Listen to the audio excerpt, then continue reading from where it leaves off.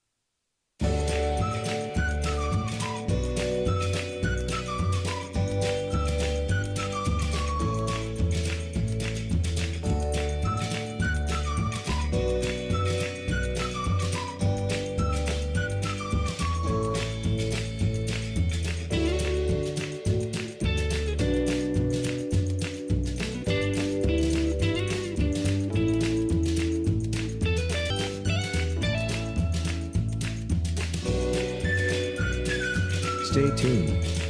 Your program will begin shortly.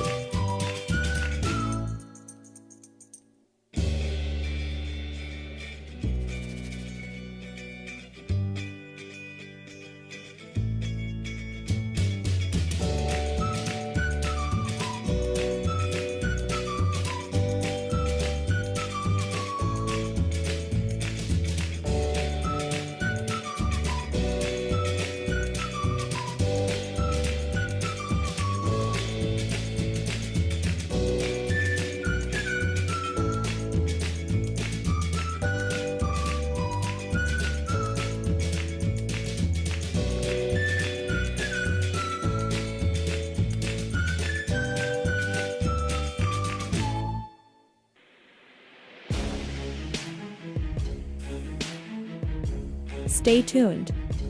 Your program will begin shortly.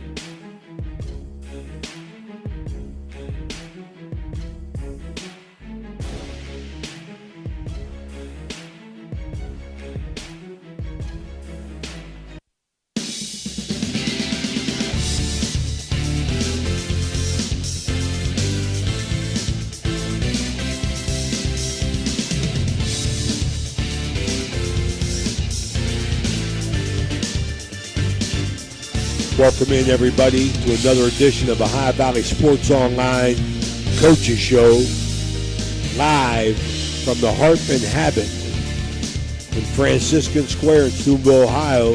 It's wing night here at the Hartman Habit. 65 flavors.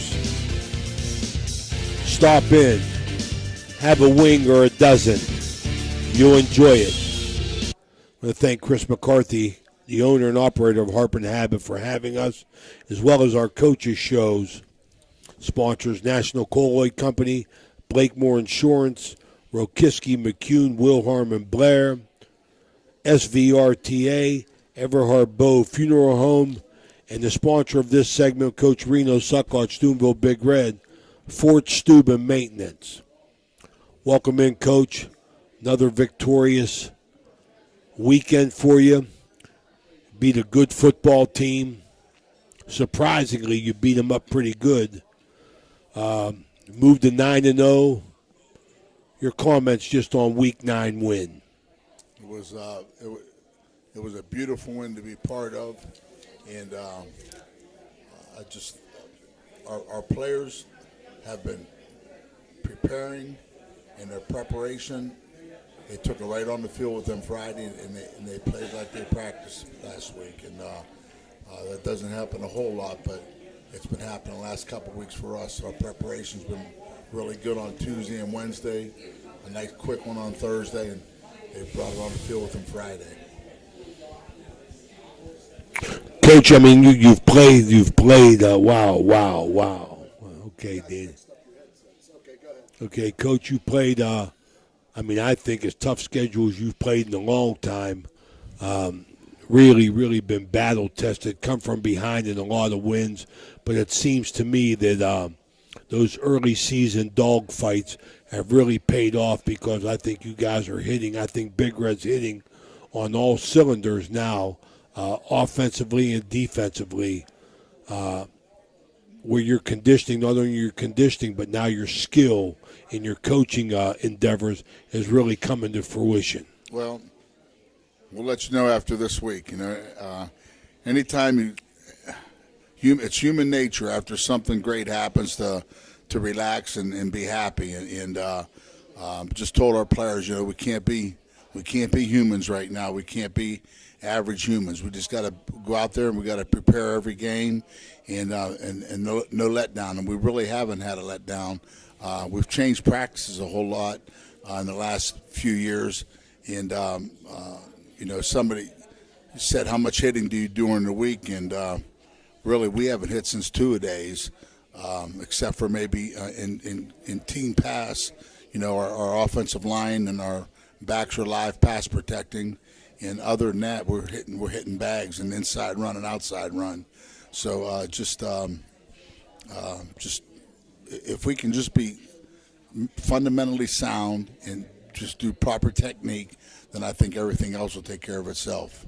Coach, is your philosophy on that no contact or limited contact, is that based on the fact that I've heard you say in the past, that from moving forward now at this time of the year, these games are played from the shoulders up?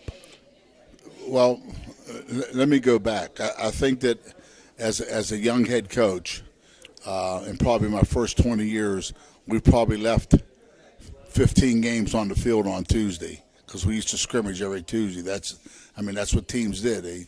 They took Saturday off, they took Sunday off, Monday they went out and got the game playing in, Tuesday you scrimmage, Wednesday you pull back, Thursday no pads. And I think that we left a lot of games on the field on Tuesday, and that's why we haven't tackled a practice in probably more than 15 years. And we'll hit, but we just don't tackle. We don't fall on fumbles. We don't do anything on the ground. And I think it's kept us healthy, although, our two starting tackles have been out for a couple weeks now. But other than that, it's kept us. It's helped keep us healthy. And the last couple of years we've played 15 games. So in the last 3 years we already have 40 games played, and hopefully it doesn't stop now. Jimmy? Well, I was at the Indian Creek St. Clairsville game. I didn't get to see your game, but the last couple of weeks I talked about quarterback play, your running back players, your receivers, your offense and defensive lines. But I just have two words for your defense: total dominance. I want to give them kudos. I'm going to let you talk about them. But, you gave up 21 points, but the last 14, I'm sure, were against the second, third string players. So you told us last week, unless you're sandbagging us, Reno, how good this team was. And I agree with it. They're scoring 35 a game, it seemed like, against good teams. And you totally shut them down. I think it's true. I think their schedule caught up with them. They came out in that field in warm-ups. They look sharp. But, in high school football, in maybe any level, I'm not sure, but in high school sports, let's take football since we're talking football. In 10 games, you maybe get 3 or 4 really good games out of your players. You're not going to have 10 games, 10 great games. Look at baseball. Look at basketball. Look at any sport. And you coach softball. How many times did you get a great game out of your softball team? Your game was as good as your pitcher and as good as your hitting. And you're not that's why I think there was only 15 players in baseball that batted 300 this year. So, you're not going to – you got to hope that your players are at their best against the best. And I really believe that their schedule caught up with them. They played St. Joe's. They played Austintown Fitch. They played Mentor. Those are good football teams. And then they had to play their schedule in PA. And I think we're a good football team. We're not on the Mentor level or the Fitch level or the level of those Division I and II teams. But I think we're one of the top 15 Division III teams. And their schedule caught up with them. And that's why I feel that play on Friday and practice technique, practice your just repetition. We do the same thing day after day after day after day in different order so it doesn't get monotonous. But, the more you do something, the better you get at it. And I think that we're getting good at stuff. It's just when you think you're good, that's when you get smacked in the head. and I have a sign on my door in my office. When you think you're sitting on top of the world, remember, it turns over every 24 hours. So it's going to turn over on somebody. It's not going to be me. Well, I agree with Jimmy said, about the defense has been playing lights out. Our defense has been playing, and I told you, 3rd and long has been our Achilles heel this year. And for what reason, I don't know. It's just been, we've been really good on 1st and 2nd down. On 3rd down, we haven't been as sharp. But as a team, when you watch our team play, it's not 1 or 2 guys making a tackle. It's the team making the tackle. The backside corner might not be in the picture, but everybody else is. And defense is enthusiasm, getting lined up. The 3 A's: alignment, assignment, and adjustment. Getting lined up, know your assignment, and if they go in motion or switch or flop or whatever, know your adjustments. And that's just the 3 A's you have to go by. And if you can do those things, then you can play good defense. Well, Jimmy talking about the defense, my comment is on the play of the offensive line. The offensive line has been literally taking control of the line of scrimmage, and the backs are hitting the holes. I'm really impressed with the play of the offensive line. The offensive line, you have to keep the tight end and fullback in with that. They're a big part of the scheme, and but we've been getting the ball in good field position too. We have a good kicker. 9 out of 10 times they're starting on the 20. So, it's hard to drive 80 yards. I like that. See the percentage of drives 80 yards. Right. Aren't too many. But so we're getting good field position offensively. And after once we get to our own 45-yard line, I feel we're in 4-down territory. I'm not punting after that. And we've just been good at defense, getting the ball in a good offensive position, and our offense is just we're passing the ball better. In the last 3 games, we had 7, 8, and 8 receivers catch a ball. Yeah, spread it around. It's spreading around, and we have two tailbacks that have been splitting time. There's probably maybe 30 carries between them, and we play 3 fullbacks. So, we're just trying to keep the guys fresh. And like last week, we played without our 2 starting tackles. We had a junior Hudson come in and Lynchman come in, and they did a really good job at tackle. And Logan Lynch. He weighs 170 pounds. He played left tackle. Yes, he did. A good job. And that's what it takes, man. Next man up. Well, the 2 words I got for you on offense is you got depth, as you just said, and you got balance, because you have so many different ways to move the ball down the field between your receivers, your running backs, your quarterback can run too. So I like both of those words, depth and balance. And the hardest thing is you can't have powders on your team.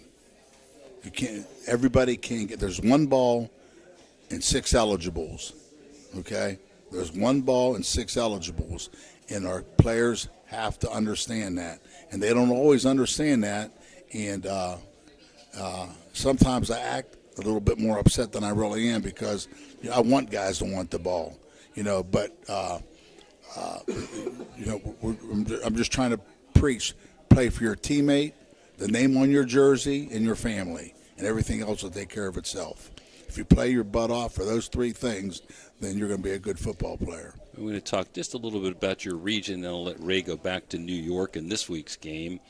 You are in 2nd place right now. Good chance you're going to end up in 2nd place. According to Joe Itel, with a win and some luck, you might end up in 1st place. But right now it's Watterson ahead of you, and if they win this week, they'll still be in 1st. You can't be any lower in 2nd, so congratulations. First of all, you got your 2 home games. 3rd and 4th are rounded out by Tri-Valley, which will probably end up in 3rd place, and Athens. Some of the teams you could match up with, and that's really a crapshoot right now, are Columbus Independence, Sheridan, Buckeye Valley, New Philly, Indian Creek, Hartley, and Carrollton. It could shake out any old way. That's why I don't worry about it right now. Honestly, you can't scout all those teams. That's for sure. We have guys that are right now. We got other guys that take care of that, and everybody has a job to do. Just like the old Patriot. Do your job. So everybody has a job to do. Some have scouting to do. Some have breaking down film to do. Some have coaching to do. Everybody has their job to do, and I don't think that one should be concerned with the other. One should be doing his job, and that's what's so great about I'm the luckiest coach in Ohio when it comes to a staff, because this is the third staff I've had, and they just keep on going. One guy leaves and one guy comes in, and they just work. They work, and in 42 years I've had 2 offensive coordinators and 3 defensive coordinators, and you're as good as your coordinators, man. And then your coordinators are as good as their help.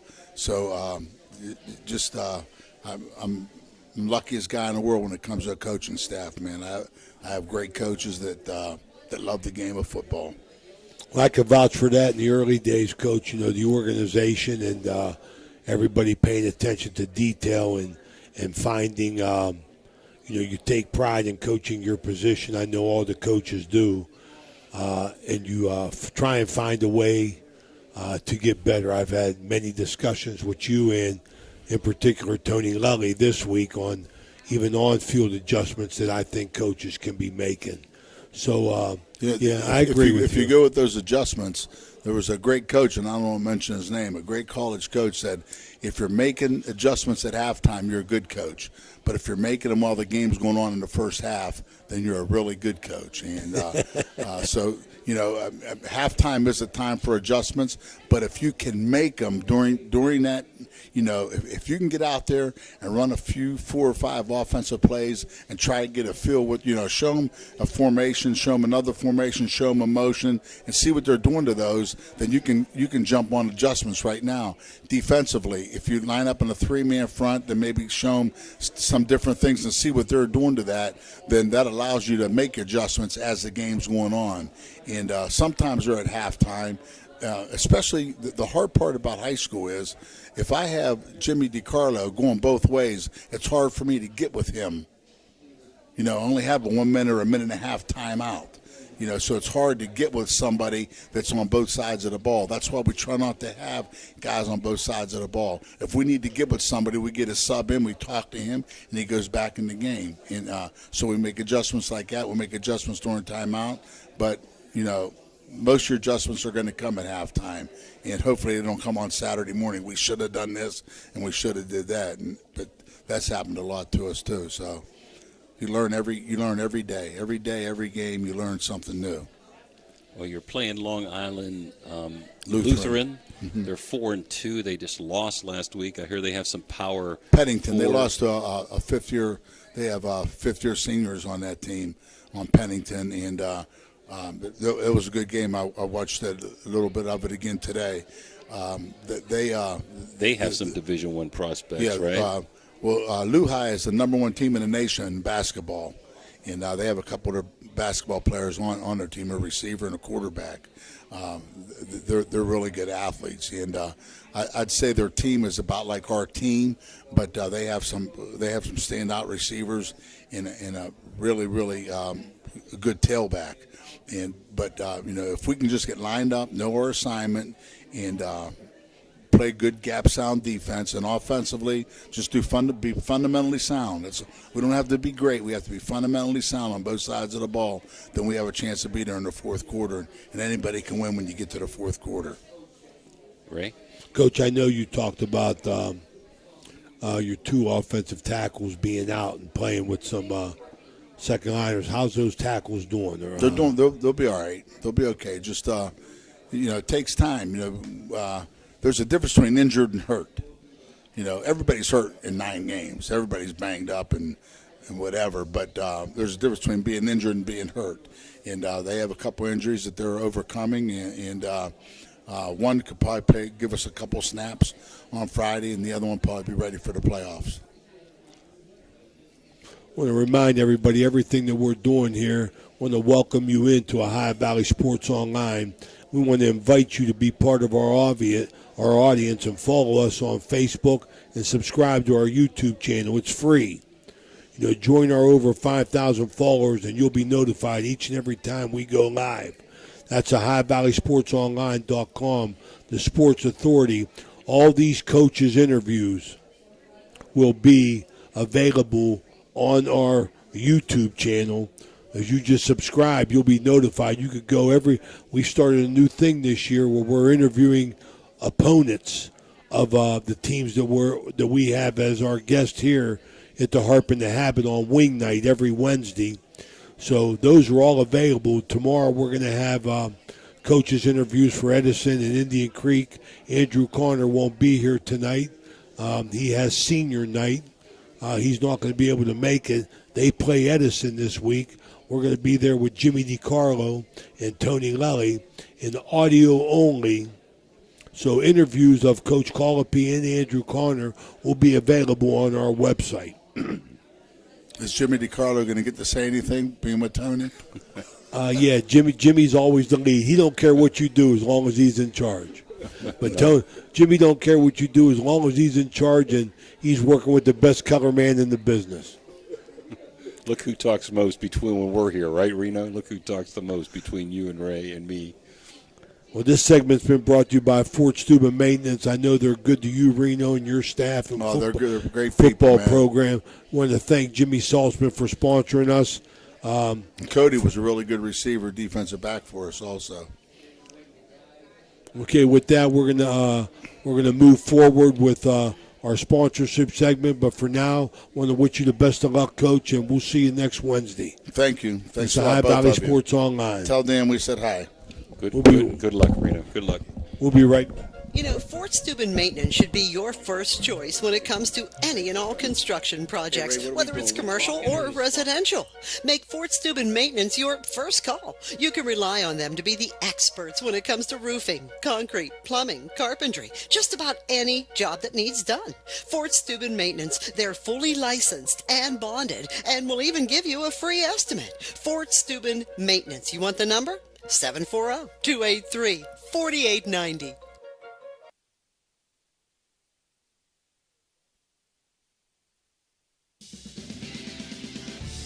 You're listening to Ohio Valley Sports Online, the Sports Authority. If you want to get your message heard, visit us on Facebook and leave a message. Ohio Valley Sports Online is on any connected device, phones, tablets, smart TVs. Follow us on Facebook and don't forget to subscribe free to our YouTube page. Type in OVSO. You will get immediately notified the instant we go live with our next broadcast. SVRTA can connect you to all kinds of destinations. Whether you need to connect to the Pittsburgh Airport or connect across the river to Weirton, SVRTA has the connection you need. SVRTA and its connectivity can also connect you to Wheeling, St. Clairsville, Robinson, and downtown Pittsburgh. With SVRTA and its affordable annual pass, wherever you need to go, SVRTA can connect you there. Everhart Bove Funeral Home, they believe you should take care of your loved ones while you still can. Pre-planning at Everhart Bove ensures that your family won't have to worry about the stress of final arrangements during this most difficult time. More importantly, they won't have to worry about how they'll pay for it. Visit Everhart Bove Funeral Home today and discover all the affordable options available. Everhart Bove Funeral Home, Wintersville, Richmond, and Burgolds.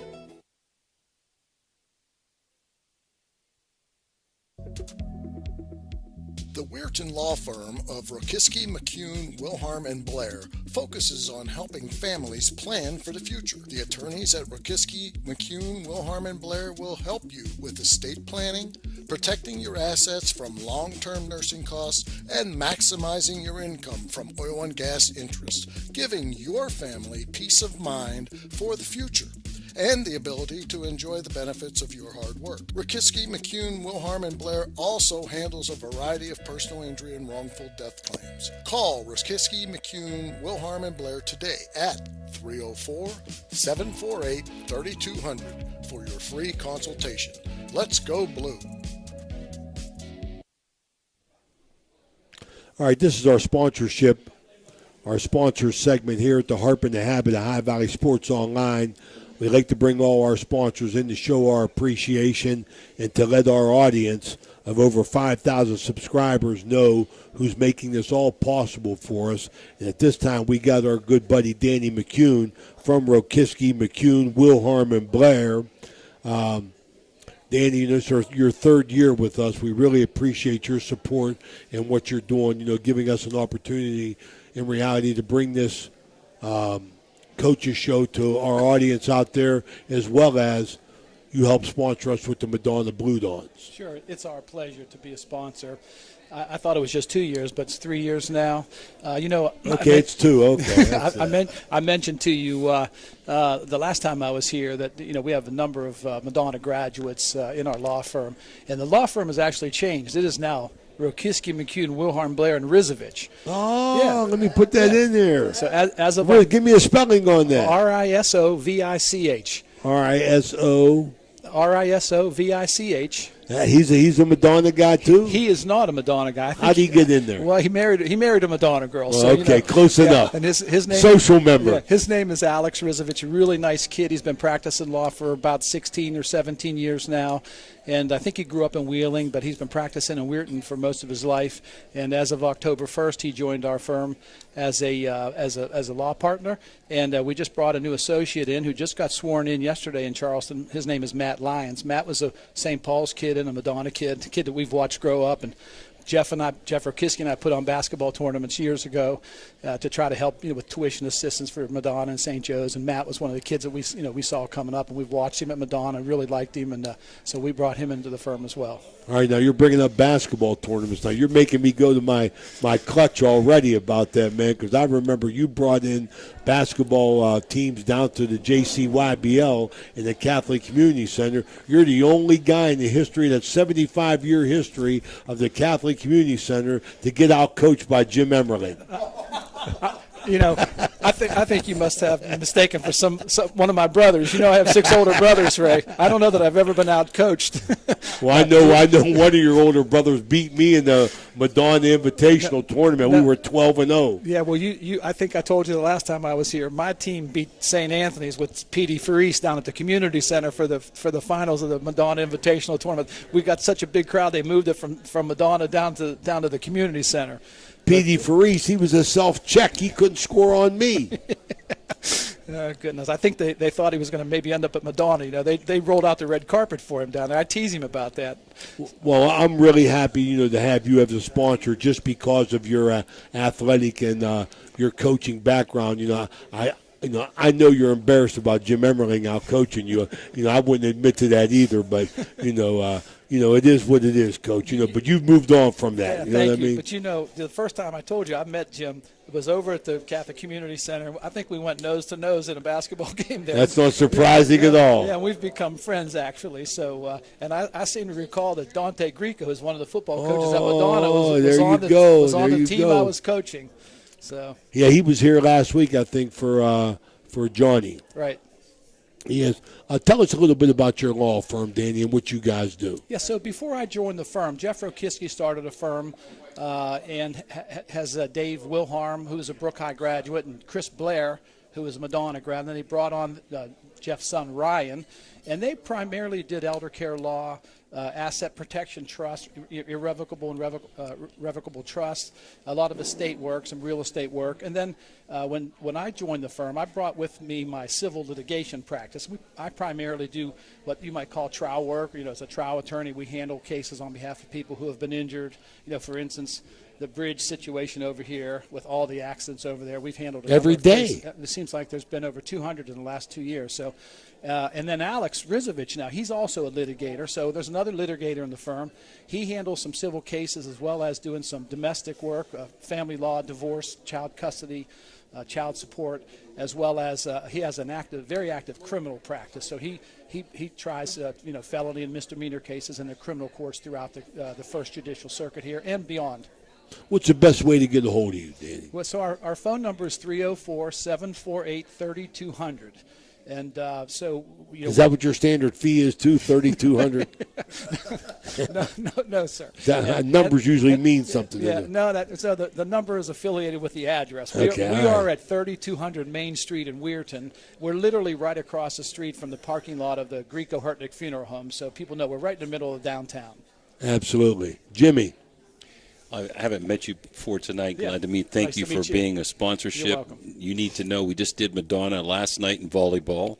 We do Madonna softball and baseball. We do Madonna with Georgie Vargo and Corey Winjet, basketball, boys and girls. So you're getting your money's worth, Right, okay, right. with the Blue Dawns. I just got off the phone this afternoon with Jason Backel, the softball coach. Uh-oh. I read a little article about the volleyball game that didn't go so well for the Blue Dawns. And, of course, my nephew John is the football coach at Madonna this year, his first year, so I understand he might be here later on. So. He'll be here. He's in the Well, we've 7:15 done segment. some of his games Yeah, this year, too, yeah. and hopefully he'll make a run in the playoffs, and we'll get to cover more of those games. So Right. we do a lot of Weirton and Weirton Madonna, and we're really appreciative of all our sponsors in the Weirton area. Thank you for helping us You're more along than the way. welcome. Yeah, listen, my mom grew up in Steubenville. She grew up on Union Avenue. Her maiden name was Weinman, and her dad owned a Union Dairy many years ago. I don't know if people from I Steubenville remember can Union Dairy, absolutely. Yeah. And he died at a young age, and he had 3 girls, and none of the son-in-laws wanted to take over the business, and so I think it sort of became the modern dairy, if I'm not mistaken. So. Yeah, Oh, Raymond's older. I mean, he remembers all those old things. Yeah, I'm old older time than you. things. Yeah. Hey, Danny, I know that you're an easy sell whenever I call that you're going to step in.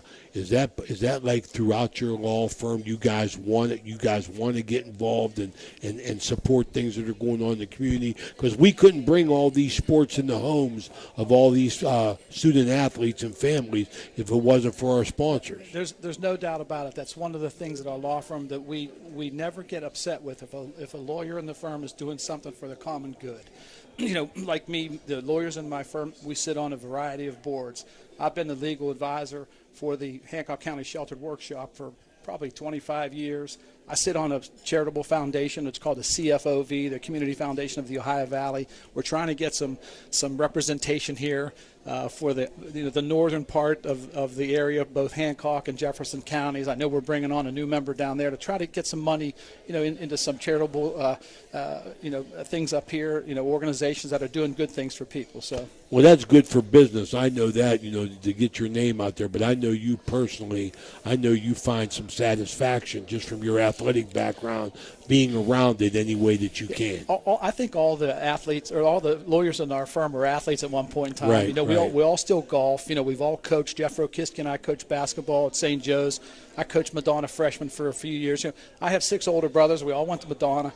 My parents sacrificed to get us there. So we want to, do what we can to keep sure that make sure that Madonna's doors are still open. Well, I was just going to say that's the only way I believe Madonna doors are open, because of the major community support that they have from their alumni. Yeah. No, my mom used to work for the church, St. Joseph's, and she would barter her payment, for tuition so we could go there. There you go. Yeah, so I knew it meant a lot. It was a priority to our folks, and so I want to make it a priority in my life. My kids went to St. Joseph's and Madonna. My kids actually went to Duquesne, so they went through all parochial school.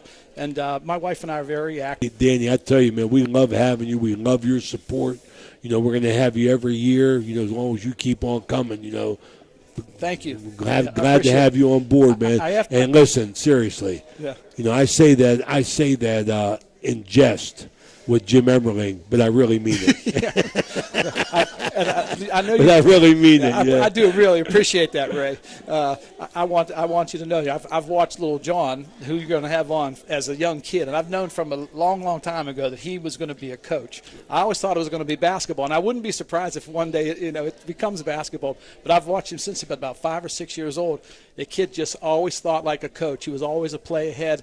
I'd watch him throw the ball off the rim after making the first free throw to get the bucket, get another foul, or when late in the game when there was a foul situation, he had the ball all the time. He was always in the act of shooting when somebody was fouling him. I don't care if he was 50 or 60 feet from the basket, and I wouldn't see that in a bunch of other young kids. So I knew he really thinks like a coach and always has, and I'm sure he's going to do a great job of it all. He's done a real good job. I think he has. I met John probably 3 years ago I brought him over to referee in my termite league throughout the school system.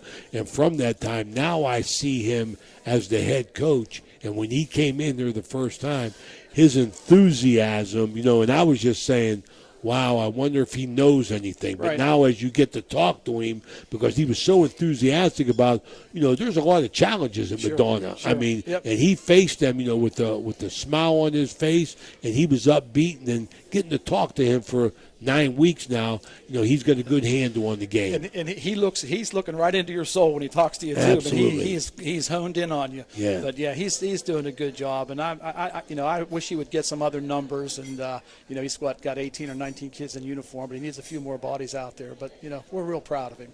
You should be. All right, this is Danny McCune in our sponsor segment here at the Harp and the Habit. It's wing night. This is the High Valley Sports Online. We'll be right back. Ohio Valley Sports Online is your sports authority. Follow us on Facebook and subscribe to our YouTube channel. Live streaming high school and NCAA sports, plus weekly football coaches shows right here on Ohio Valley Sports Online. The Weirton Law Firm of Rokiski, McCune, Wilharm, and Blair focuses on helping families plan for the future. The attorneys at Rokiski, McCune, Wilharm, and Blair will help you with estate planning, protecting your assets from long-term nursing costs, and maximizing your income from oil and gas interests, giving your family peace of mind for the future and the ability to enjoy the benefits of your hard work. Rokiski, McCune, Wilharm, and Blair also handles a variety of personal injury and wrongful death claims. Call Rokiski, McCune, Wilharm, and Blair today at 304-748-3200 for your free consultation. Let's go Blue.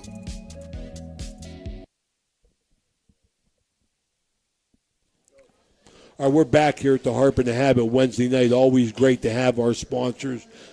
Week, looking forward to having the owner, hopefully, of the Harp and the Habit, Chris McCarthy, here with us. But we want to fill this time. As we said, Andrew Connor is not going to make it. It's senior night tonight.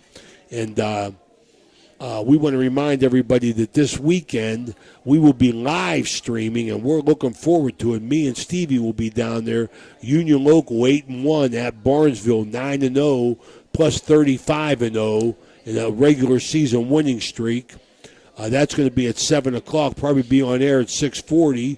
And then Jimmy and Tony will be at Indian Creek for the Route 43 rivalry that they got on there. Indian Creek and Edison.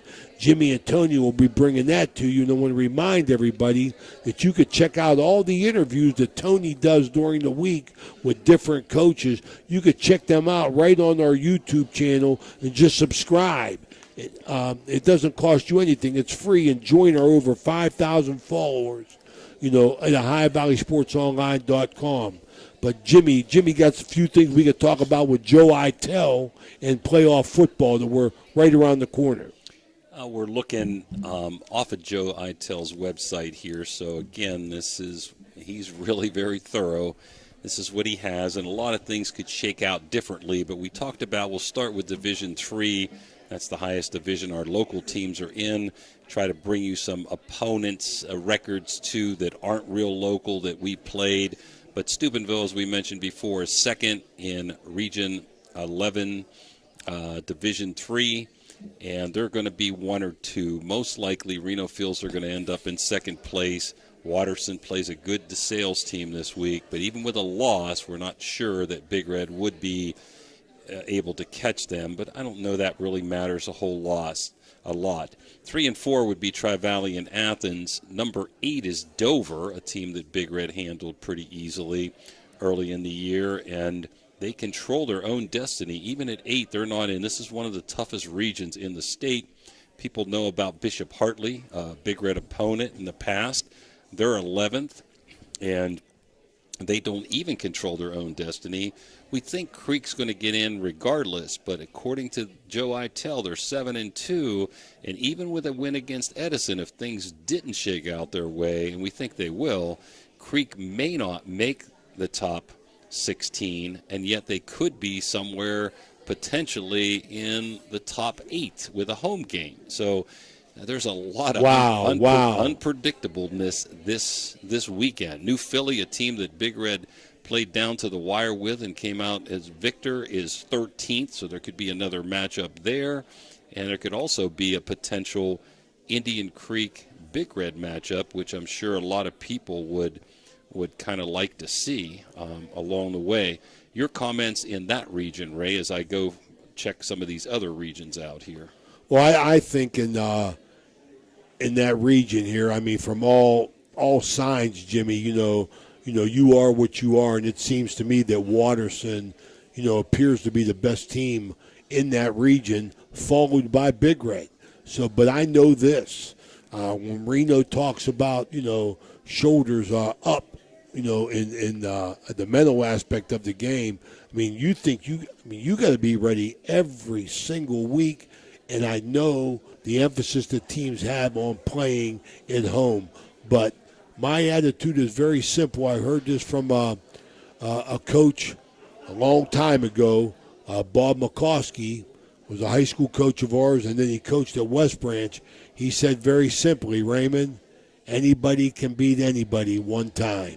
So, that's the preparation aspect that you have in football. But the rankings show the cream of the crops. I think Big Red and Watterson are 1 and 2. But, Jimmy, it would not surprise me if somebody gets upset. I mean, that's all I can say. Well, let's talk about you just for a second. Give you a plug. Was it Belair you beat that was 20-0? Belair, yeah, we were 10-10 that year. We were 10-10 at the regular season, and Belair come in 20-0, and they had a so-called super team with Jose Davis and Jerry Amarante, and I think 2 Davis twins. Two twins. They had 2 twin brothers on that team, and we beat them with a 10-10 team. But I felt, and I jumped on them. I got the pill, the number 1 pill, and I said I was sitting right across from Jerry Amarante, and I said, hey, if I get number 1, I'm going after Belair, and I just liked our matchup with them. I thought that we were better than them personnel-wise. And Monty Hoover and Nate Johnson and Neil Carney and David Brown played a heck of a game, and we win that game. Yeah, you're right. Thanks for bringing that up. That's a good memory for me. Back down to and we go to the regionals that year. Yep. And that's not an easy task. No. St. Clairsville, we're going to Division 4 now. They're number 1 in Division 4, and they're going to be no worse than 2, so they're going to have 2 home games coming up. And we have covered St. Clairsville. They've been very gracious to us. We saw them play a good Indian Creek team last week. In their division, you also have East Liverpool, who is number 10, and Beaver Local, number 15. So St. Clairsville probably could come down to them and Indian Valley, okay? Could come down to both of those teams in Division 4. And we hope to cover another St. Clairsville game before it's all over. And on our YSN affiliate helping us out, Beaver Local, who is 15th, East Liverpool, we might throw a playoff game with one of those guys if they are broadcasting those games. Anything on Division 4? No, I mean, I like that aspect, Jimmy, because there's a lot of potential there for a High Valley Sports Online to be in action, and we like maintaining these relationships throughout the year. So when the playoffs come, we're going to do 2 games, and we're going to bring as much action as we can, especially tying in with our sister affiliate, who's been great to us, YSN. So I like St. Clairsville, but I like Indian Valley as well. In Division 5, moving on, Barnesville, believe it or not, 9-0. They're in a tough region like Steubenville and Creek. They're in 5th place right now. Yeah. But with a win over Union Local, I believe they'll definitely get 2 home games. And how about Union Local? They're 8-1 in 7th place in the same region. Those 2 teams could meet again. West Muskingum has played some teams in our area. They're in that region. They're number 10. And that's mostly who we're going to see locally. Meadowbrook outside looking in. Any comments about Barnesville? I know you've Well, tried to follow them. Listen. I love the fact that we're going to Barnesville Union Local. I mean, I can't tell Danny enough, and everybody knows it. You know, with the High Valley Sports Online, we love getting into Belmont County, and we love doing their games down there. We love the exposure that we get. We want to thank St. Clairsville, you know, Wheeling Park with the girls basketball one time, but St. Clairsville has been a very good friend of ours. Union Local, we're developing a relationship with Barnesville. Lindsley, I mean, we love what we're doing with Lindsley. We got big plans for Lindsley in the future moving forward. We'll talk to our audience about that. But Ohio Valley Sports loves getting around the area, and we love going in Belmont County. We're looking forward to a playoff run with somebody down there. Division 6 teams that we're familiar with, an OVAC squad. Fort Fry is number 4. Waterford, people have heard about, is number 3, and a good Ridgewood team. They're 8-1 and beat Toronto pretty handily early in the year. They're in 5th place. Also, Monroe Central, the OVAC team, in 11th place. Caldwell, who we got to see, me and Steve, in 14th place. Buckeye Trail in 15th place. And Zanesville Rosecrans, who played Steubenville Central, in 16th place. So we got a lot of flavor there in Division 6, Ray. Absolutely. I like that. You know, it makes me excited for the fact about the relationships with the High Valley Sports Online. And we're going to continue to grow, and we promise our audience, you know, we'll be in your backyard before you know it. And Steubenville Catholic Central, I believe last I saw, was in maybe 4th or 5th place. So a win this week would vault them maybe to 2 home games. We think they're going to have at least 1 home game. Talk to Eric Meek about that. The state wants you to play always on Friday, but Central's going to be allowed to play Saturday evening. So if they get 2 home games, they won't send them away from Harding Stadium, which is really, I know important. That, right. John Arlesic made a comment that he let the state know that they would be available on Saturday night, you know, in the hopes that Central gets that game. So Ohio Valley Sports is on Central and will be on Central. Saw them in a good game against Connaughton Valley. I mean, I know Connaughton Valley, they're both locked up playoff positions, right? 4th and 5th, I believe. And then so just a couple other local teams, and we want to move on to Frank Cicini here. Toronto is in the running there. Edison 6th in Division 5. Martins Ferry, a team we've covered, is 11th in Division 5. So we're going to have a lot of teams in the playoffs, and we wish all those teams the best of luck. Absolutely, and we're going to do our best to get everybody that we can, you know, live streaming, if not audio only.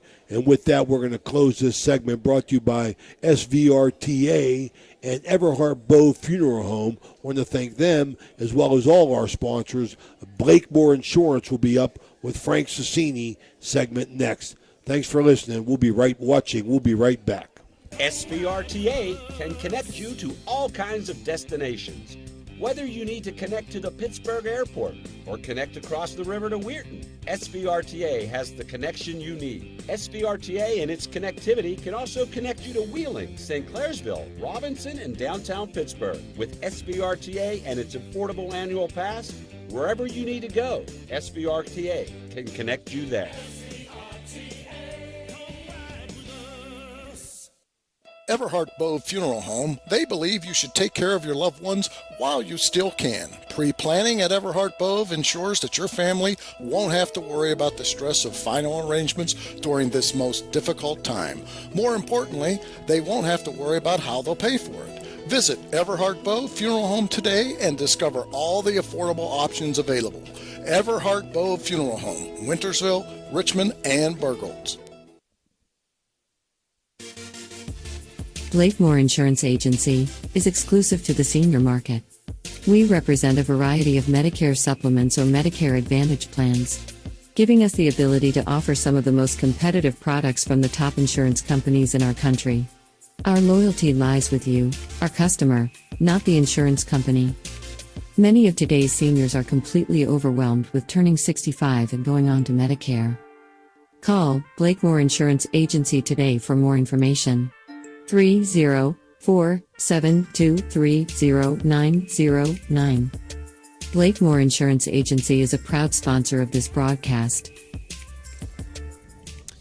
All right, we're back here live at the Harp and Habit at Franciscan Square in Steubenville, Ohio on Wing Night for the Ohio Valley Sports Online Coaches Show.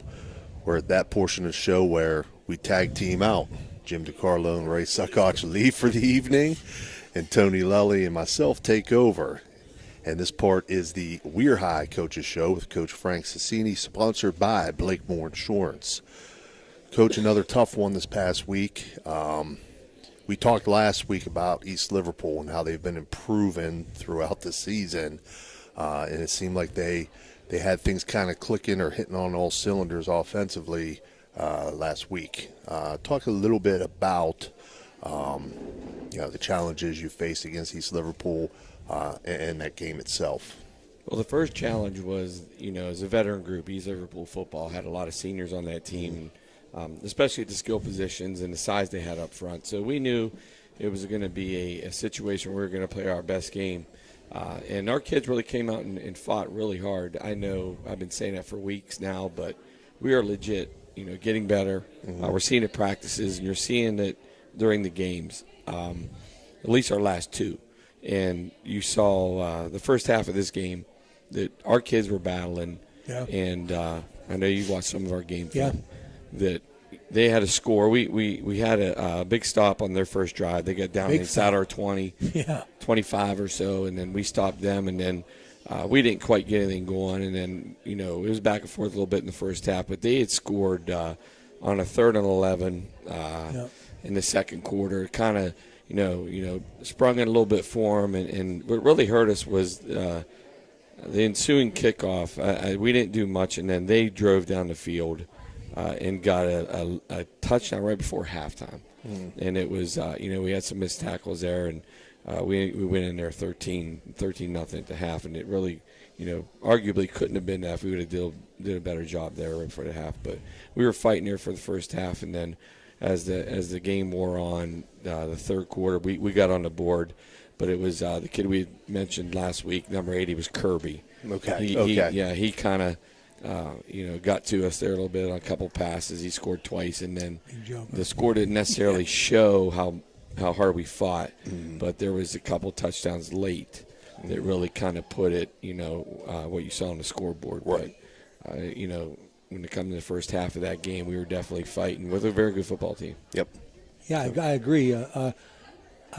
Watching the film, it took them a while. I mean, I thought they'd come right out.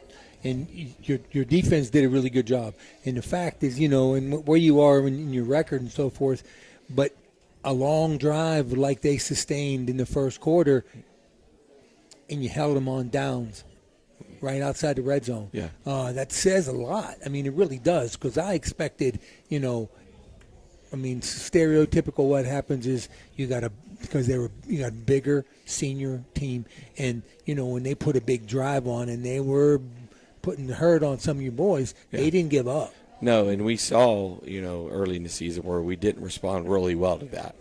And we dug a hole early in a lot of our games, early in the season. But now there's, there's some really good play going on up front, and what we're seeing there with the kids. And, that was a big stop there. So we're excited about what we saw there moving forward. And, you got to lean, you lean into those. Yeah. And you get out what you can, because that's a good team you played. It really was. Yeah, and you can even see, even teams in general. The coaching staff and myself were talking today about the combined records that some of these teams that we have played, and it's just one of those years where, they're almost at 40 wins or more, some of the teams that we've lost to this year. So I think a lot of them are heading to the playoffs. I know East Liverpool probably clinched or maybe are headed to the playoffs now after that one. I think I looked at it yesterday, as a matter of fact. I think you're right. I think they have clinched the spot. It's just a matter of seeding at this week, and I think they can get to 6-4 probably. And I think that's another playoff team, including you go back to East Fairmont, another team that's going to be in the playoffs in West Virginia. So you go all the way through back to Creek and Toronto and Frankfurt, who's number one team rolling in the state. So, and I think Kaiser's still alive there. We played them. So we're getting a lot of good It's looks. not a good year. It's not a good year to have. Not a good schedule to have a down year. Correct. Right. But we know this is part of the process. We're learning the hard way. Absolutely. But we're also learning and getting better. And I honestly can tell you that, and I know you guys have seen that as we've been playing now. Absolutely. So, Coach, looking at this week, as you mentioned, you take on Albert Gallatin out of Uniontown, PA. A team that you're familiar with. You played them last year, correct? Yeah, a few years now. Yeah, a few years now. We did play them. We renewed the contract, and they played us last year, and we renewed. We'll be going back down there next year. But yes, we're very familiar with them. Okay, so they entered a game at 5-3. They've defeated Carrick, who Steubenville Central plays this week. Carrick is currently 3-5, 42-7. Connellsville, who's currently 3-6, 29-26. Uniontown, who's currently 3-5, 36-21. Clear Spring, who's currently 4-3, 41-21, and Brownsville, who's 0-7, 48-6. So their wins have come against opponents that are combined 13-26. Their losses have been to Greensburg Salem, who's 6-3, 28-6. Northern, who's 3-4, 31-21. And Allegheny, who's 3-4, 26-14. So those losses have come to opponents that are combined 12-11. They average 29.6 points per game. They've given up 20.75 points per game. Something I found interesting on them, and I'm sure you've seen all this from the film. If these stats are correct, they've run 323 offensive plays, and 303 of those have been run plays. I knew you were going with that. 94% run. That is true. Okay, so they're 3 of 20 on the season passing for 86 yards. 20 attempts. Yeah, 20 attempts, 3 completions. But they have run for 2,734 yards. Do you recruit wing bone teams? This is a Air Force double wing. Yeah, based off that fullback. Bone, yeah, it's like I think you guys are the only team that I've seen play those, and this is what your third or fourth team that runs this formation. Well, it's more of a triple option. That's my old offense. Air Force. Yep. Rocket toss, getting it out there, but it's all off that fullback. Right. They established that. Right.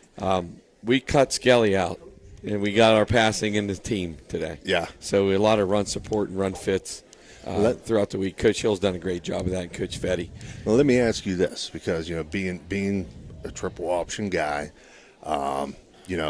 we have our own cult. Triple option's a cult. Wing T's a cult. It is a cult. Spread offense is a cult. I graduated. Okay. Went to school. I was at Brooklyn. Coach Billiard, who's got it like this. So I get it.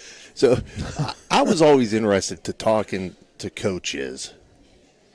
How do you prepare for that defensively in practice? Because your kids don't run it.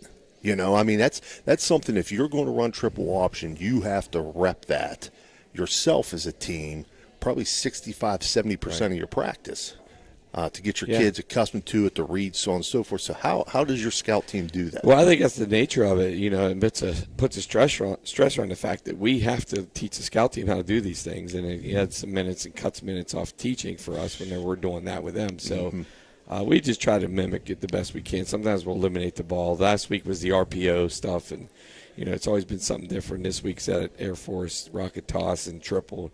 We just try to do it the best we can. And, we were on our scout team today about things they needed to do and how to do it. So, there's not really a special thing we do other than, get our best skill set kids that can mimic that and maybe pull one of our top defenders that's not in that rotation and have them go over and run quarterback. And we've had kids doing it this week. Nick Mattis and Ryan Lyons, some of our skilled kids will go over there and run some of that scout towards us to try to get that look the best we can. But ultimately it's run fits and how we come up and set in the edge. And, they're a perimeter team, and we know we have to take that away. But ultimately it's really, stopping that fullback, that off tackle, that really gets it going. And that's what they're known to do. They put their biggest kid there, and their kid isn't their typical size that they would want. He's a sophomore, 6 foot, about 180 pounds. So we've seen bigger than that from them at that position. Looks like they almost pulled a guard in the past and put him there. Yeah. But that's really the best thing I can explain for you. Okay. That's great. I was looking at their how they defended. I can't remember the team who played the spread. They had a spread team, and I was looking at some of the things, and I think you match up well with what they had trouble with running your spread. I don't think they cover the trips very well, and the deep ball. I think that you like to throw those short stuff to the and what your film has shown. Right. Absolutely. And I think that that's a good match based on what they do defensively. They're a 4-3. They have an adjuster, and they're too high, and we're just looking at those matchups. I can't quite get into all that, like we said, from week to week. But we do like some of the things we see there with some of our the skill set we have out there. Mm-hmm. And we have a kid that can really throw the ball. We all know what Lucas can do, and Lucas has been doing a great job running the ball, with his feet as well. So, you're right. Yeah. We like what we see in certain areas, and we'll take our shots and do the best we can to, get our offense moving down the field. Good game. If you could come up with a way to stop them, I'm looking for a W this week. Okay, that sounds based good. on what I've seen. We go into every game preparing to win. Course, I know that that's every coach's philosophy, and we like to think that we're going to get there. Hopefully it's sooner than later, and the kids, the work ethic is showing that that could be something we can be hitting here real soon. Very good, very good. Hey, Coach, health team good? Yeah, your typical bumps and bruises. I know I gave that answer, but I can't get into that too much. I don't know who's watching right now. But we have kids that are banged up. We are always, next man up mentality, and I know that we get some kids that really want to step up and make a name, especially these freshmen we have out there. Yeah. More and more young kids are coming up and getting some playing time, and we're okay with that. We've, like I said, probably a handful of freshmen out there Friday night and sophomores. So, next man up if anyone is dinged up. We're just going to keep rolling along. Right. Sounds good, Coach. Well, Coach. Tony, you got anything else? No, I look forward to it. All right. Well, that's Coach Frank Cicini of the Weir High Red Riders. Coach, good luck this week again. Thank you. And hopefully we'll be talking about a W next week. Oh, yeah. Go get them. We're going to get it. Go get them. We're going to take a quick break, and we'll be right back with Steubenville Catholic Central head coach Eric Meek. Blakemore Insurance Agency is exclusive to the senior market. We represent a variety of Medicare supplements or Medicare Advantage plans, giving us the ability to offer some of the most competitive products from the top insurance companies in our country. Our loyalty lies with you, our customer, not the insurance company. Many of today's seniors are completely overwhelmed with turning 65 and going on to Medicare. Call Blakemore Insurance Agency today for more information. 304-723-0909. Blakemore Insurance Agency is a proud sponsor of this broadcast.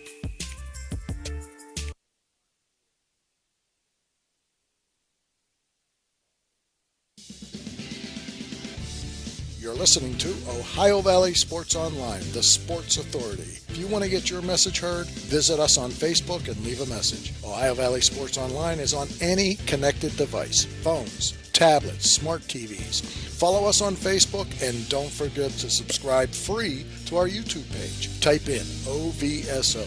You will get immediately notified the instant we go live with our next broadcast. Thank you, National Colloid, for sponsoring this broadcast. A National Colloid company with over 75 years in the chemical industry can take care of all your chemical blending needs.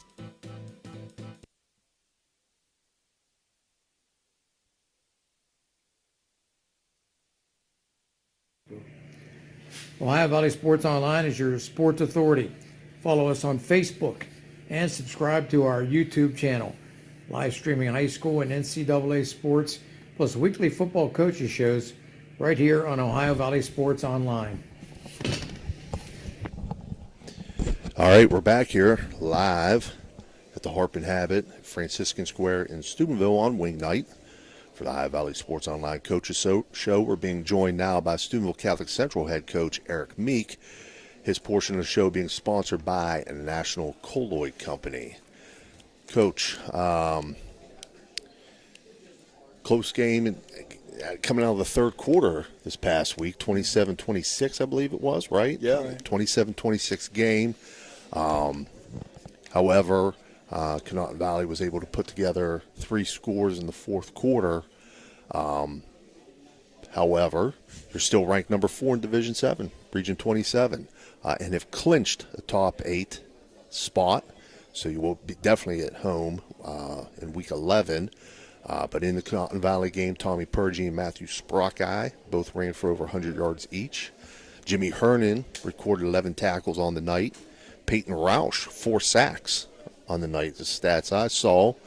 Talk a little bit about that game and leading up to the fourth quarter specifically. If you and Tony don't mind, I'd also throughout this like to sprinkle in my 10 seniors and talk about all of them as we go through, because this is we got a lot of neat activities planned with them this week. Yeah, I always do that week 10 of our regular season because they're 10 great kids and they've meant a lot to our program, and we hope that we can continue our relationship. I always tell my kids, I'm your coach now, but when you walk across to get that diploma, I'll always be your coach, but then I can be your friend. So, But yeah, I tell you what, I really thought that at the end of the third quarter, when we scored, as no time left, we faked the extra point, and it was there. We just missed it. Right. I thought that was a good time. We saw it on film. We thought it was going to be good. We just kind of didn't execute it. I thought we could have had them reel in there. I really thought we were going to win the game. My gut feeling at that point was we're going to win this thing. 2 good football teams. The score kind of got away. Yep. I didn't want to give them credit. They got 3 picks in the fourth quarter on us and got points on it. Yeah. And, I said a week ago on this show that we had to win the turnover margin. They put it up 45 times in the air, and at times we played great defense, both our secondary, our linebackers, and our rush. They made some great plays, though. Bottom line is we didn't get any turnovers. And, I think that was a key stat. The other stat that was a little strange is, we had 300 yards rushing, 298, I believe. Right. And but sometimes we scored too quick. Yeah. Because we never, besides the one drive at the end of the half, we never really would go like 5 yards, 6 yards, 5, Take time 6. off the clock. And that's what we really wanted to do. Now, you score however you can score. But they had 71 offensive plays.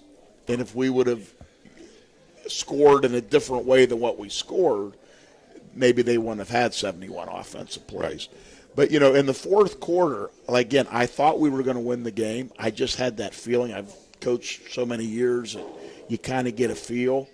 I thought we had them I thought we were getting really physical with them. But, they executed in the fourth and we didn't. Right. And then the score kind of got a little bit, like I said, it started to separate the score. Right. But, kids played well. Both teams played very well. But Coach O'Hare and I talked after the game, and we shared a text the next morning. And, it was two small school football teams who really laid it on the line. And I wish them well. Right. It was very that we used to run that offense in North Carolina. There's some real challenges behind that. Of course, it all starts with the quarterback. Their quarterback had a really good night. And you all putting pressure on them. You had a lot of big plays, that were killing their drives. Right. I was the same way. I was thinking, this is looking good because they're moving. And all of a sudden, they're coming back. They're, and it looked really good. And right at the end of the half, it seemed like that you found the formula to take time off the clock and keep ball away from them. They made some outs. They were some like third and long, Great and they plays. made some really good catches. Great I plays. mean, like these guys were making That pro kind of stuff. That he quarterback. just throw it up. Were you at the game? No. Okay. No. I watched it. I Yeah. did it with Jimmy. Okay, so that quarterback was just incredibly accurate, which I knew he was going to be. And those receivers, like you said, made some great plays, and our kids were right there too. Right. And our kids did very well at times. But two of them ends that you had mentioned, I told you I want to talk about my 10 seniors. Yeah. Peyton Rouch, they couldn't block him. No, they couldn't. He had a tremendous. Really he had some great sacks. He has double-digit sacks now on the season. Has a ton. He's just a tremendous end, and they were doing things that they had to do that maybe they, you know what I'm saying, right? But he did a great job, and they were having a heck of a time blocking him and Cam Bradley, and those two kids we're really going to miss. Peyton's looking to head to possibly play college football. Whoever gets him is going to get a great one. Not only a great player, but a great kid with great character. We're very proud of Peyton. He also plays offensive guard for us. He played tackle a year ago. He's our kicker. Just our leader in the weight room, just a tremendous young man that we're really, really going to miss. And then the other defensive end over there is Cam Bradley, a 4.0 student. He's a guy, if you don't want to run the ball at Peyton, try to run it at Cam and see how that goes. Because he's a real technician. He's a 4.0 student. Great young man. Got a lot going. He's going to be a mechanical engineer, I believe it is.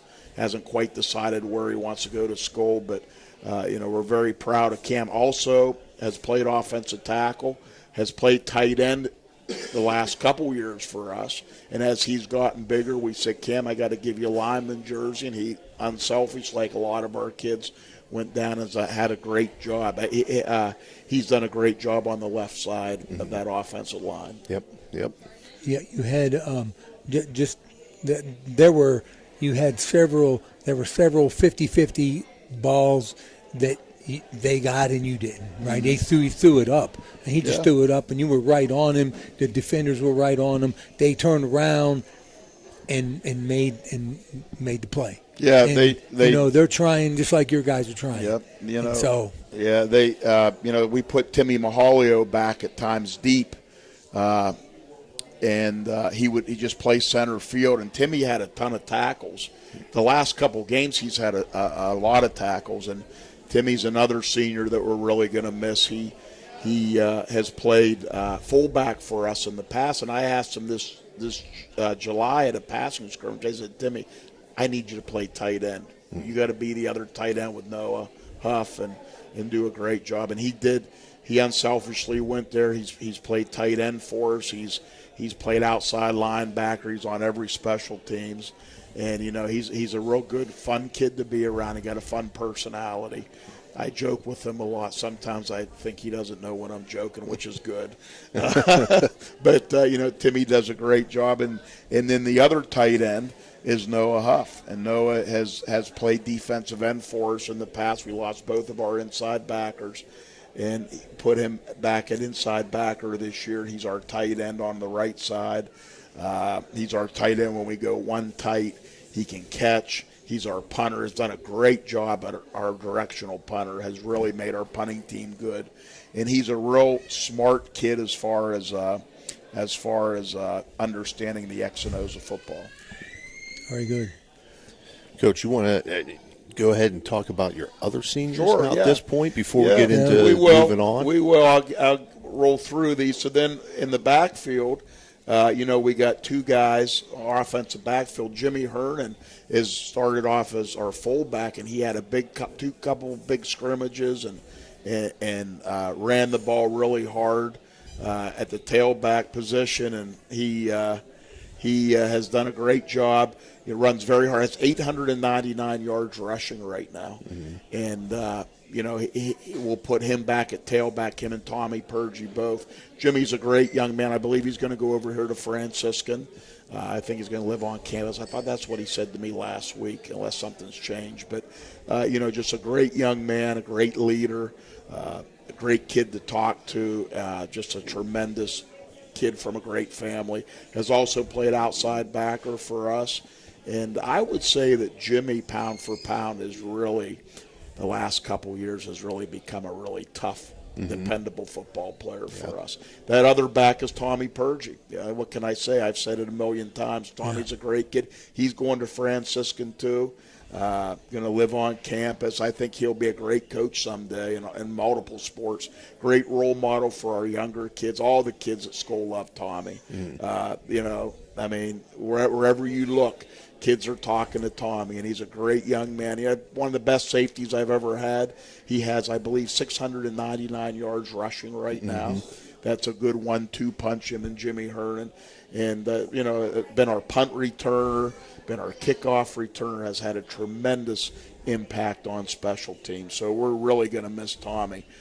Tommy and Jimmy, both two great, great kids. Peter Liebhaber came to us in August from out of town. That family moved here. Great young man, strong in the weight room. He's physical. He's fast. He didn't start till the third game because he had to learn our offense and defense. He's now starting at offensive right tackle.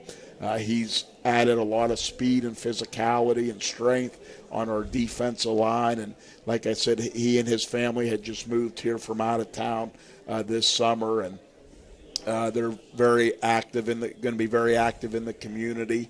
And, Peter's just a great young man, and he's also, I guess, a heck of a wrestler, so I can't wait to see him this winter. Rusty Masaccio, a kid that came out last year, had some health issues, so he started out as a manager and then said he got cleared and ended up practicing late in the season, has played some defensive line for us, has given us some depth on that defensive line. Really good kid. He's a kid that last year told me I needed to start throwing the ball more, so I would always joke. I said, I don't know, Rusty. Well, so every time we have a big rushing night, I'd say, you still want me to throw the ball? But he's, that's part of the excitement of just being around kids every day and having a great rapport with him. Jeremy Orsay, a kid that came out for the first time, great young man, started at offensive tackle for us. He's going to get a lot of playing time this week on the offensive side of the ball. Just a really good young man, yes sir, no sir, good kid to be around, also a wrestler, and we wish Jeremy the very best.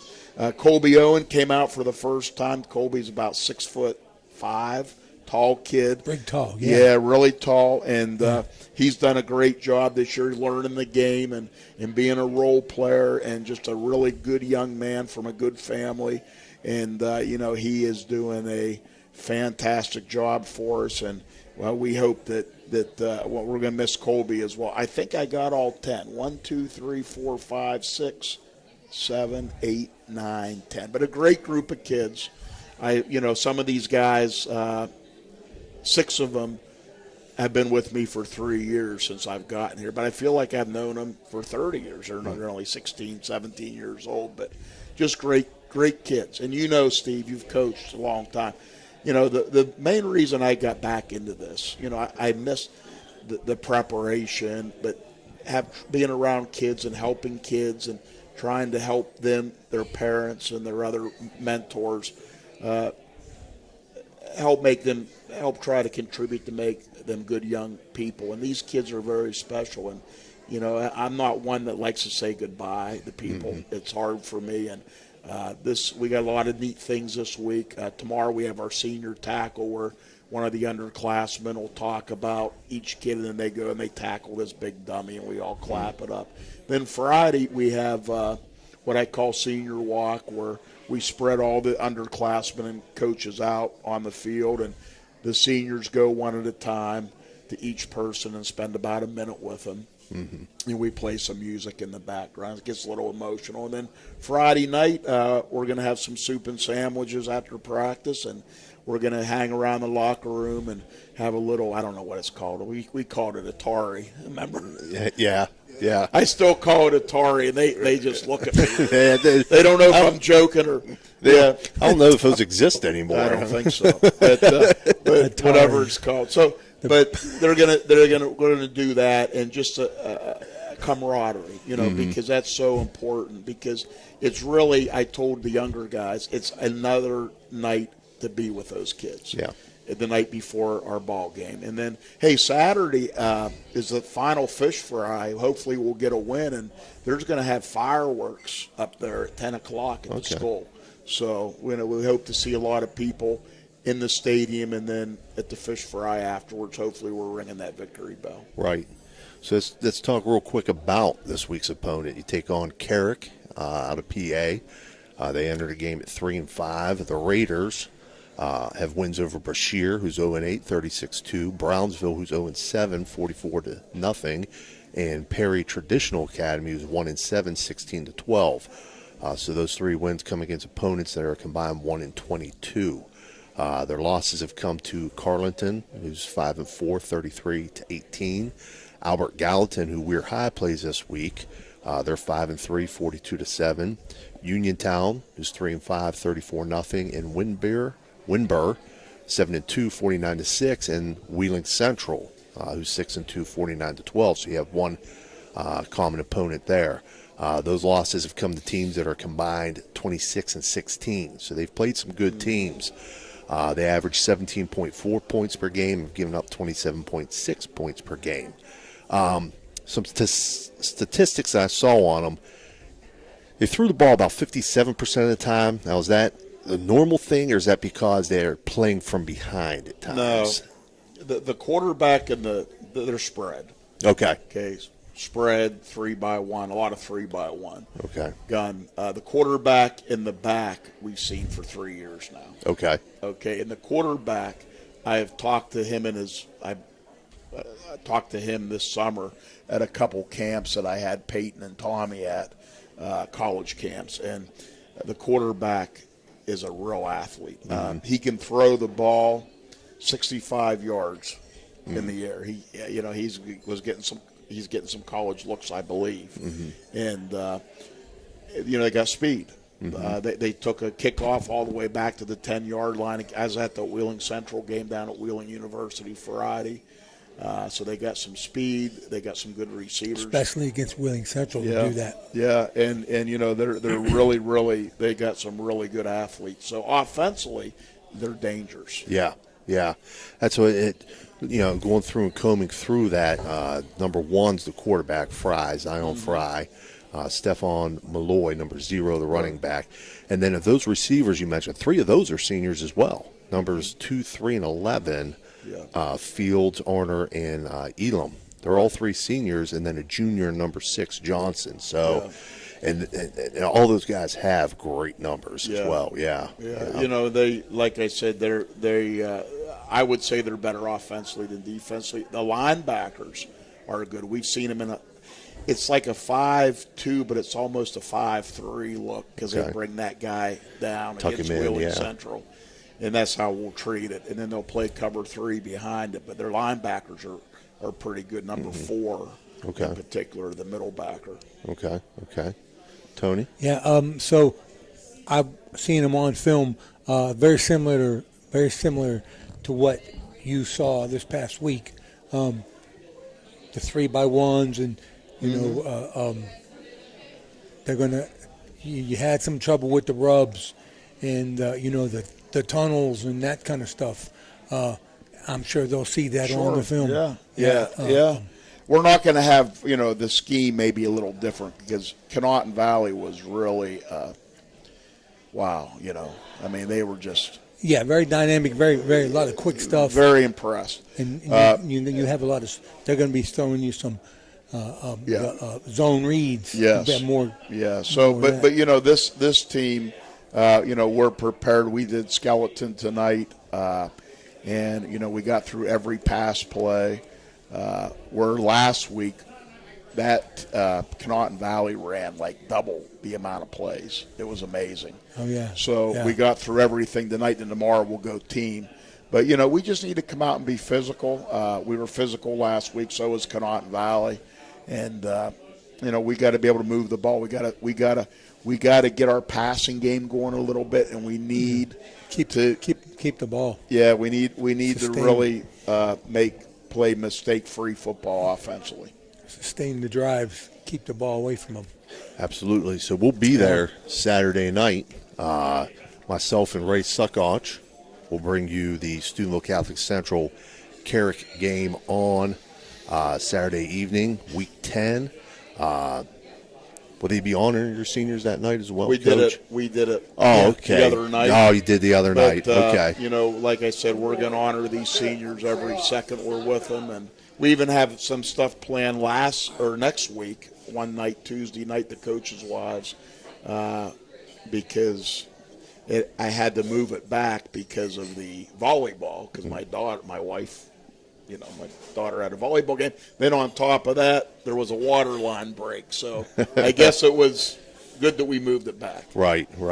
So we'll be there Saturday night. And, Coach, I had listed as your keys to victory for that night. Take care of the football, play physical, and be who you are. And I think you guys are going to do those three things. Hope so. Best of luck Saturday Thanks, night, Steve. Coach. Thanks, Coach. That was Coach Eric Meek, Steubenville Catholic Central Crusaders. We're going to take a short break, and we'll be back with Coach John McCune from Weir Madonna. Thank you, National Colloid, for sponsoring this broadcast. A National Colloid company with over 75 years in the chemical industry can take care of all your chemical blending needs.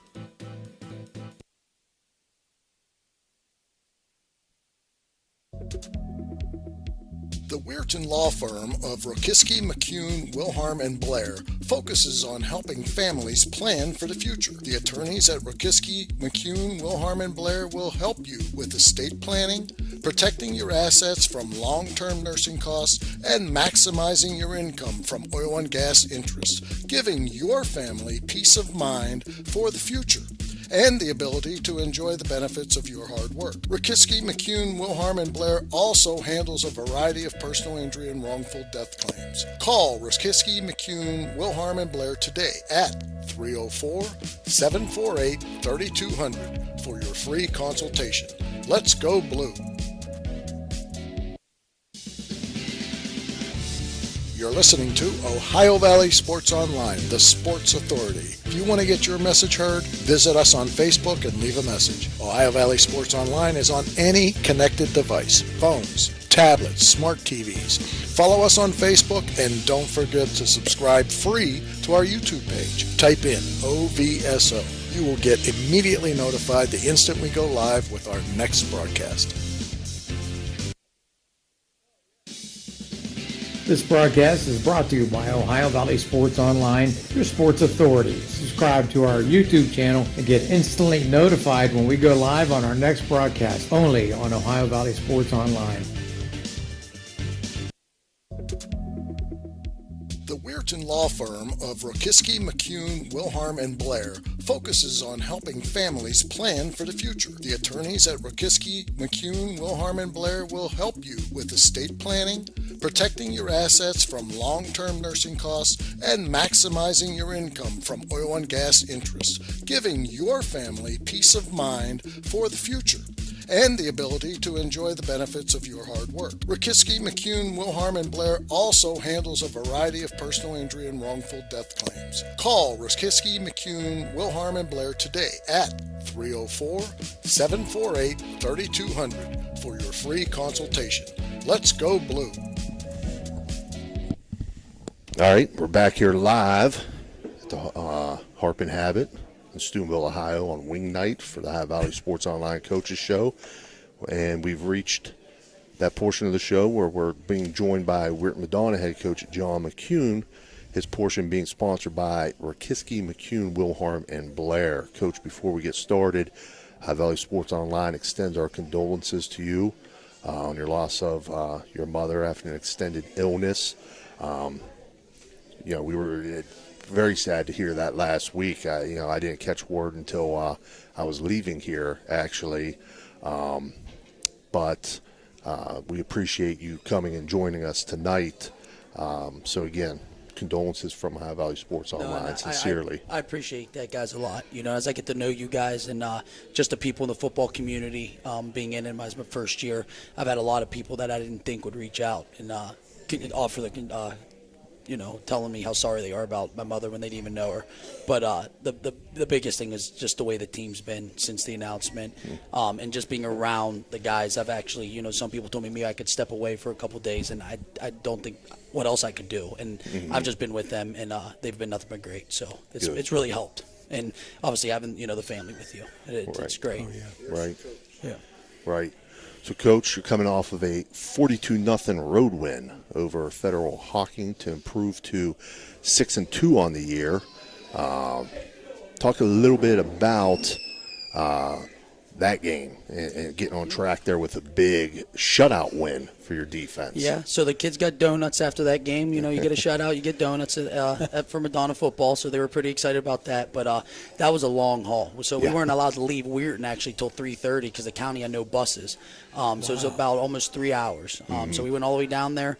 They were gracious enough to give us a little extra time, so we kicked off about 7:20. To be honest with you, with the least amount of time we had to get ready, get taped, get on the field, I thought the boys started the fastest they started all year. And that's something we kept obviously trying to preach to them. But, a lot of times we've preached that before Central, before Cameron, and we didn't really see those results. And we were at those facilities a lot longer. So, maybe we were moving forward, we might not need to be there that long. It's kind of what we're saying as a staff. But Federal Hocking was their senior night, so we knew they were going to play hard for their 7 seniors. But we came out, first drive kind of stalled, but defensively we were stout pretty much the full game. And that was, to me, Wesley Mollish's best football game all around for us. He's been dealing with a shoulder injury. I think he sees that, his season's slowly coming to a halt, and he doesn't want it to end. And we really relied heavily on Wes that game, and he really looked like the best athlete on the football field. And, no doubt. Yeah. So, and that's something, we might be trying to ride him moving forward, obviously, as long as, that shoulder holds up. But then also Trent McCartney, who was playing our center for the first 7 weeks of the season, he's now playing some tailback for us. He's shifty, he's quick. Number 12. Number 12. I saw the dual numbers, and he had a lineman number and number 12. And I was like, well, who is this guy? Yeah. How do you have a running back, and he's your center? Yeah, he was our center for 7 weeks, so we wanted to try to keep our 2 interior seniors and Logan Maple and Logan Brown and Dominic Maple on the outside and get Logan not on the ball. But some of the way that season's progressed with some of the injuries, we just felt Trent could help us catching the ball, running the ball, blocking a little bit, and he's just always a yes coach. So we're all in. But one bad factor at the end of that game when we were up 42-0. Hunter Smith, who is a junior for us, starts right guard every single game, plays a lot of D tackle. He broke his fibia bone or femur bone with 2 minutes. With 2 minutes ago in the game, running clock. It was right at his growth plate. It was a pretty terrible injury. So it really sucked the wind out of the football team on the way home. So all of our thoughts and prayers obviously have been with Hunter and his family and his recovery process because, the cast goes all the way up to his hip. He'll be out of school for 12 weeks because he can't really walk where the break was. Yeah. So the team went down today. He got out of the hospital today. But Hunter's been he's just an excellent kid. So it's been a rough week, just losing that, my mother. But the team this week has had a heck of a practice. But we've won all the football games I feel that we should have. So now we got a really good football team we're traveling to on their senior night. They really need this win. And I think our team is really going to surprise some people this week. I really do. Yeah. Before we get on to Conotton Valley, just a question, like you said, traveling down there, traveling back. I'm sure a lot of people aren't aware where Federal Hocking's located, but there is no easy way to really get there. There's no direct route. Yeah. You go down into West Virginia, then you got to wrap up around toward Athens, correct? Yeah, we were 12 miles from Athens. It was in Stewart, Ohio. We were on a back road. We turned off, I think it was like 4:55. We turned on this road 50 and it was 13 miles, and there wasn't a house on this road. Then all of a sudden, there's the high school. Right. I mean, I wasn't even wondering where these kids coming from. I mean, Right. At least going to Cameron, you see homes, you know. Right. But yeah, it's a beautiful school. They're going to come up to us next year. But yeah, they had some physicality, but we were definitely the more superior team, you know, in that football game. Right. Absolutely. So moving on to talk about this week's opponent, Connaughton Valley. They entered the game at 6-3. They're coming off of a big win against Catholic Central. So their wins have come against Tuskegee Central, who's 0-8, 39-6. Strasburg, who's 2-7, 39-6. Bridgeport, 3-6, 41-6. Buckeye Trail, who's 5-4, 26-24. Frontier, who's 3-6, 46-20. And as I mentioned, Steubenville Catholic Central last week, who's 6-3, 47-26. So their wins have come against opponents that are a combined 19-34. Their losses are to Malvern, who's 8-1, 35-20. Newcomerstown, who's 8-1, 50-0, and Toronto, who's 7-2, 68-27. Those losses are to three very good teams that are combined 23-4. They average 31.7 points per game, giving up 26.8 points per game. Quarterback Zach Putnam is the guy that makes them go. He's thrown for just under 2,000 yards and 26 touchdowns. Talking a little bit about, I'm sure, you've seen last week's game against Catholic Central. Did you go or did you? What? No, I did not go. Yeah. Yeah, I mean, we got film all the way back to their Buckeye Trail and even some Toronto film, and they haven't changed much. I mean, they're going to go 5 wide. It's kind of like a tick on you, you know. It's relentless. And I even talked to one of my friends as a Toronto coach, Mike Ludwig, when we were at a church event, and he was just saying how it's play after play of 5 wide. They'll go trips on the short side of the field, twins on the wide side, trips, guys. They move their 3 main catchers are 80, 24, and 21. They don't keep them all on the same side of the field. They rotate them, so you always have to know where they're at. I've seen multiple teams go man against them, multiple teams go zone. It seems like Putnam's able to find those open receivers. I mean, he distributes the ball very well. It's not very heavy to one guy, even though those 3 I mentioned, 23 and 18, I think they still got over 20 catches, on the season. So all 5 weapons at a time are going to be an issue for our defense. But, I said my senior leadership is mostly my secondary, and this is the game. I think I've been saying all year I'm excited for a team to try to pass on some of my speed, and this might be the week that I put up or shut up. And the guys had a really good practice today. We had 5 alumni come in, and we had put the spikes on, and I was one of them too. And we went 5 wide, and had Ross Comas playing, throwing the ball to us against our defense, just to give them a real look, instead of a bunch of freshmen out there trying to run these routes. So we're trying to go over their different combinations, but it's going to be relentless. And one thing I keep telling the boys is, don't get discouraged if they get these big chunk plays, because it's going to happen. They're going to try too. I mean, we almost let them get us in the red zone to where we can condense that football field. It gets a little bit harder to make those timely throws. It's okay, and when we get the football too, I mean, last week we scored all of our touchdowns on the ground, but we still want to be able to pass the football and get it down. And Maddox has been looking great in practice all week, so I anticipate us. They're going to have to worry about our pass, but defensively is where this game's going to be won. I mean, we got to get them off the football field. I don't see them punt very much, and then even when they run, they seem like they're pretty good at it, and the way they motion people, and then they pull when they run. So we're excited about it though. The seniors are, they beat this team last year, so they feel like they match up well with them. Right.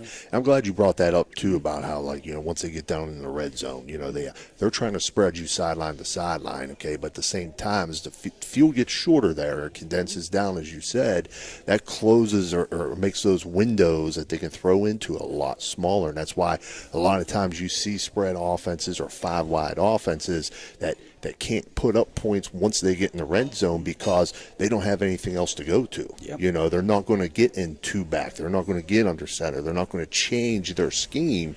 So that's an advantage to you as a defense as well. Yep. I mean, obviously you want to keep everything in front of you. We know that, but we don't want them to nick us down the field the whole way. But I agree, Coach. I mean, they get inside the 25, I mean, it's go time now. Yeah. You know what I mean? I'm not too worried about a high school kicker kicking 12 field goals, you know, and beating us. So, you know, we got 4 downs to keep them out of the end zone. And maybe that's what it'll come down to. We got to create some turnovers. I know that. I mean, I know that Putnam, he doesn't turn the ball over much, 26 touchdown passes. But I got with Andre Crossland out there pretty long, Colton Griskovich, even KJ Ward. You know, we're really focusing on those seniors, guys. We got to be fast after the ball. I even told him I live with a couple pass interference penalties if you guys are aggressive going to the football. If you think you can just sit back and just watch the ball, those receivers go get it. That against Central, that first or second drive, they made 2 incredible catches in the seam. I mean, Purgie and the other guy was right on him, Hernan, and they're 21 and 24. I mean, 2 different guys making athletic catches. So. And that was something Coach Meek mentioned that was the difference in his game last week is that turnover ratio. You know, Central turned the ball over 3 times, 4 times, I believe it was, 3 for sure, and weren't able to create any turnovers by the Rockets. And they Central had one probably for a pick 6 they dropped. You know, I mean, and those are the type of things even showing the kids. It's no knock on anybody, but we can't have that Friday. You know, you've got to catch that football. I mean, if you want to beat a good Kanawha Valley team, you have to. And I'm sure Meek would say the same thing. Yeah. I mean. I watched that. I used to coach a team very similar, and I coached the receivers, and you know what they're doing with the rub routes. I'd like to sit and talk to you about some of the stuff, but being aggressive and like you were saying, they missed a few turnovers because they weren't quite aggressive going for the ball. You know, I think the matchup. I think you all match up better with them, with where your speed is. In where your seniors are in the secondary, and so a very interesting match. I mean, it's a very good offense. There's lots of options. You know, and I have my thoughts on how to beat that, and we'll talk Please later. do, Tony. Coach, I'll take any and everything. We'll talk later. Coach Ross Comas has put more hours in this week, I'm sure. That's the thing that I'm smiling about, seeing Ross Comas back there, back at quarterback again, throwing to a bunch of old guys. Yeah. But that tickles me. It even got a little chippy today too, because I told those alumni too. You know, let's get in their face, let them know. You know, we make some catches, and then we even brought the sticks out the last half-hour practice, and kind of just because down in distance, because you know you it's can gonna be real important. Yeah, absolutely. I you mean, got to win the down. Yeah, how are they going to run a rub route on 3rd and 6? You know, it's easy when you're just running a play in an open field. We got to be able to get off the field, and we got to create pressure. There's no doubt. Between Wes and some of our outside backers, we're definitely going to try to do some different things to really get on Putnam, because he will run, and he likes to scramble. And they do a lot of QB draws with him once they get everyone downfield and your back's turned, and he'll take it on the ground. Yeah. Even though I think he has like 72 rushes for like 100 yards, because obviously passing, he's going to get sacked. It's just the name of the game. But he's definitely can run the football. But I'm excited to go play on their football field, that facility they got out there. Yeah. I've done a lot of basketball games out of CV. It's tremendous out there. So, and Coach O'Hara, he's been great. He's reached out to me this week, and we've shared film and kind of talked throughout the year. We're trying to build a friendly relationship with them and keep that relationship going, and continue to play. But I'm really excited about this football game, because not only where we sit in the West Virginia standings, just the style of, I think, what it's going to be. Yeah. It's exciting. So. Absolutely. Now, Coach, remember, if you're out running routes again tomorrow, stretch before. And remember, those hamstrings don't heal like they used to. Okay, when you were a lot younger. Yeah, it's my brother. He's 2 years older than me. He's here, and I told him, I said, wait till you wake up tomorrow. He said, are you sure? I said, Lee, I did it 3 weeks ago. I think I came in, leaning up the camera, and I was like running quarterback and stuff, and I was dead the next day. But tomorrow's a walkthrough. DJ's Ribs is actually feeding our football team tomorrow, so we got a really good meal to get us ready. But it's for us. The playoffs start obviously this week for us, because we got to get in. We got a tough game the following week with Oak Glen, and then we got a bye week while the rest of the state is playing, and we don't want to be sitting there out of our own destiny. We got to try to take control of it now. 7-3 will get us in. 8-2 will get us a home playoff game. So we kind of know where we need to be playing in the second week of November. And if anything, comes out of this football game, we got to still be in the game with a really good football team, and that's what Kanawha Valley is. They're an excellent coach football team. The way they they move around. I obviously want to come out of the win, but I want my guys to play hard for 4 quarters. Don't let it kind of have those 2 slides like we did against Central, where we're kind of in it 13-0 and then scored 3 touchdowns in 3 minutes. Cameron, it was 6-0 with 4 minutes, and they had 4 touchdowns before the end of the half. And Coach Grieco mentioned quicksand, and we're still preaching that to the team. Let's create our own quicksand on these teams, and hopefully we could chop up some clock Friday and maybe a couple interceptions. It'd be really nice. I mean, we're due. So yeah. Well, I don't want to cut you off, Coach, but I got to ask real Coach, how about the Steelers, huh? They're playing well? Steelers playing well. You said your favorite player is T.J. Watt, right? Yeah. Yeah. Do you? And I'd imagine if he's your favorite player, you like the Steelers too, right? Yeah. Yeah. They're playing pretty good, huh? I went up to see the Steelers play on Sunday. Yeah. I went up to the Jets game. How about Russell Wilson? He had a big night. Yeah. He surprised me. I wasn't real sure if Tomlin should have went from Fields to Russell Wilson, but Russell Wilson proved me wrong. So go Steelers, right? Beanie Bishop's 2 picks helped Russell too. Oh my God! A lot of those turnovers. Yeah. Let me say bye though, real quick to me. Bye. Good job. All right, Coach. Well, hey, best of luck this Friday. I appreciate it. As you travel out to Bowerstown to take on the Rockets of Conotton Valley. So that's going to wrap things up for us here tonight. Just want to remind everybody, we'll be bringing you Union Local in Barnesville. That would be myself and Ray Suckoch. Whereas Tony and Jim are going to have Edison and Indian Creek Friday night. Saturday night, we'll be bringing you Steubenville Catholic Central and Carrick.